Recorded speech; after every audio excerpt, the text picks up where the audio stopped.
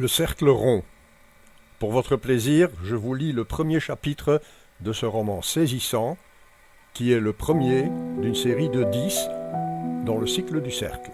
Petite précision préalable, le cycle du cercle est un ensemble de 10 volets, issus d'une considération qui me préoccupe.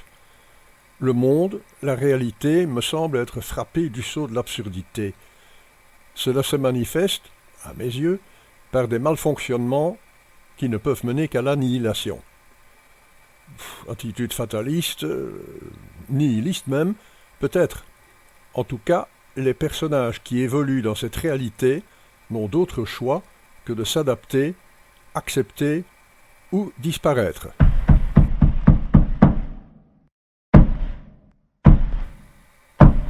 L'usine dressait ses tours de chrome nickelé dans le ciel d'aluminium fondu.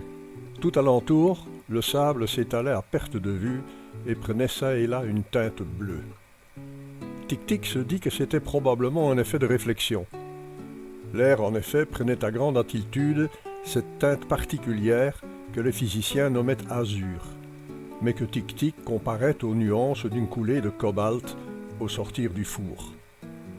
C'est probablement un effet de réflexion, dit Jeffa.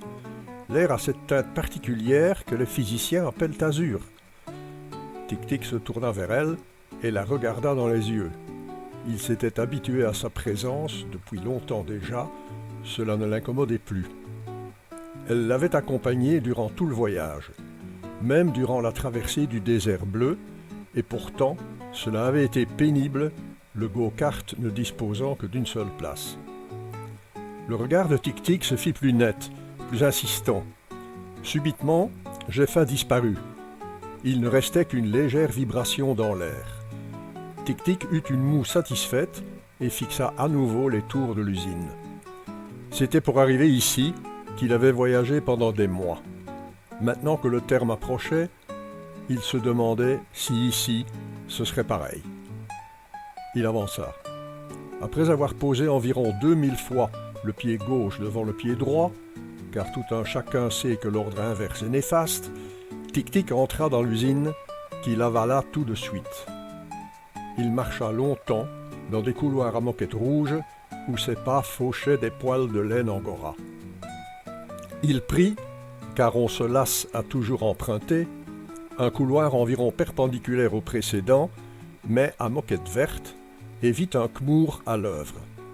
Le kmour avançait, en s'aidant de ses mains, et léchait les murs de sa langue râpeuse.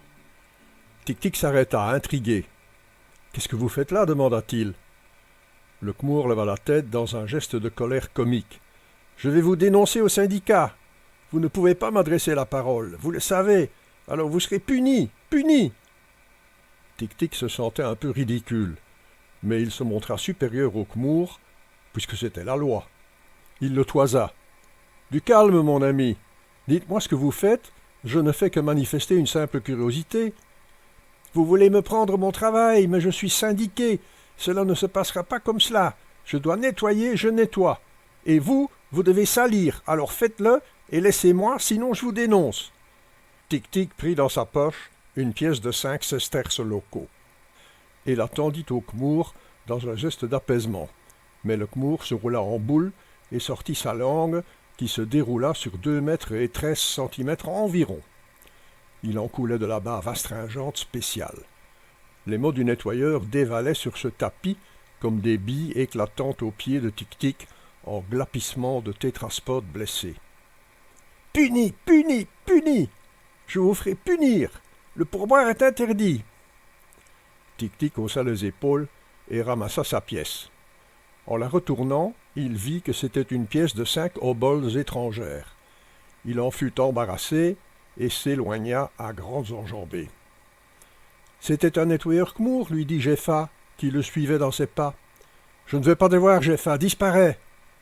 Jeffa, obligeante, se fondit à nouveau dans l'air et y laissa un parfum de banane.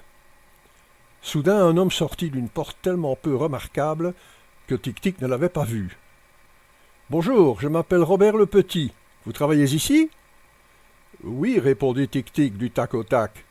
Pourriez-vous me prêter 5 sesterces ?»« Je peux. Mais il est interdit de payer les kmours. Vous devez le savoir. Oui, alors offrez-moi un schmoblat. Avec plaisir, mon vieux. Vous le voulez ferriprive ou vitaminé? Avec un trait de menthe, si vous avez. Robert le Petit lui apporta le cocktail destiné à faire se desquamer le palais. Les deux hommes burent sans mot dire, car ils faisaient passer la boisson entre leurs dents afin de les décaper. Tic-Tic déposa son gobelet.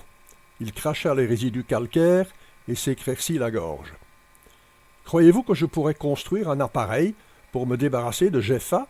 Elle me suit partout et répète mes pensées.